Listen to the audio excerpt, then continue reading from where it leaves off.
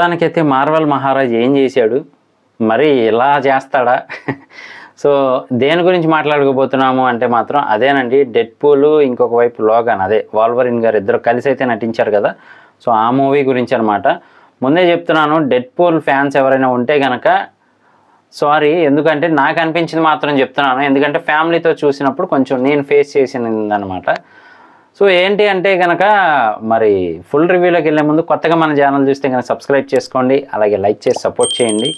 మరి పదండి రివ్యూలోకి వెళ్ళిపోదాం. సో మరి మూవీ ఎలా ఉంది ఏంటి అంటే కనుక ఒక్క సైడ్ చెప్పాలంటే మాత్రం ఫన్ వేలోనే తీసుకెళ్లారని చెప్పచ్చు.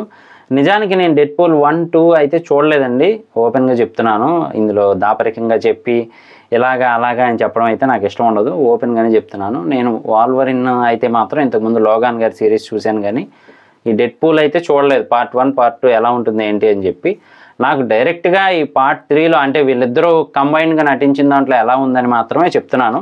సో దీన్ని ఎవరు పర్సనల్గా తీసుకోవాల్సినంత అవసరం కూడా లేదు.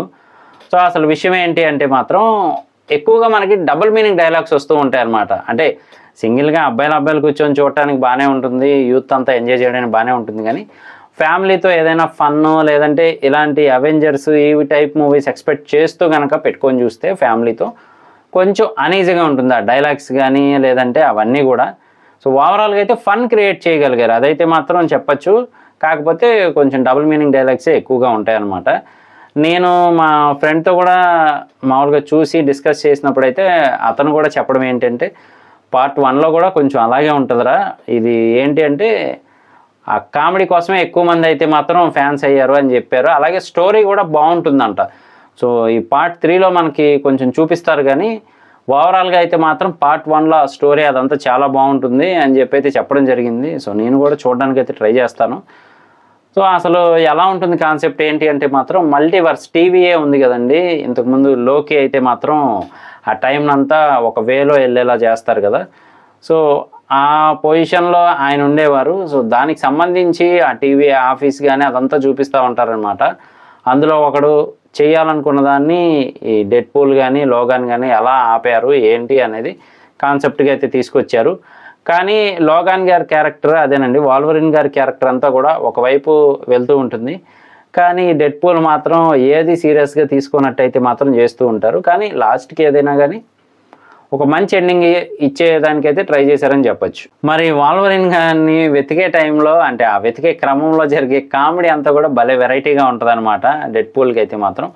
సో మొత్తానికి వెతికి అతన్ని తీసుకురావటము, అలాగే సమాధి దగ్గర అయితే మాత్రం ఒక నెక్స్ట్ లెవెల్ అయితే ఫైట్ ఉంటుంది, అది డిఫరెంట్గా అయితే ఉంటుంది.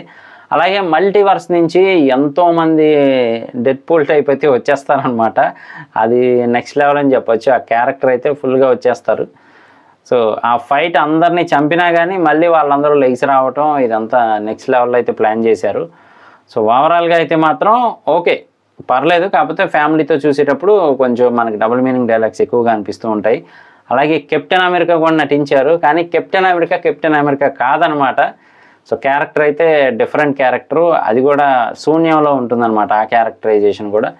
సో ఓవరాల్గా అయితే మాత్రం మూవీ చూడొచ్చు. డిజ్నీ ప్లస్ హాట్స్టార్లో అయితే అవైలబుల్గా ఉంది, చూడకపోతే మాత్రం చూడడానికి ట్రై చేయండి, తెలుగులో కూడా అవైలబుల్గా ఉంది. సో ఇది నా రివ్యూ మాత్రమే, చూశాక మీకు ఏమనిపించింది అనేది కింద కామెంట్ చేయడం మర్చిపోకండి.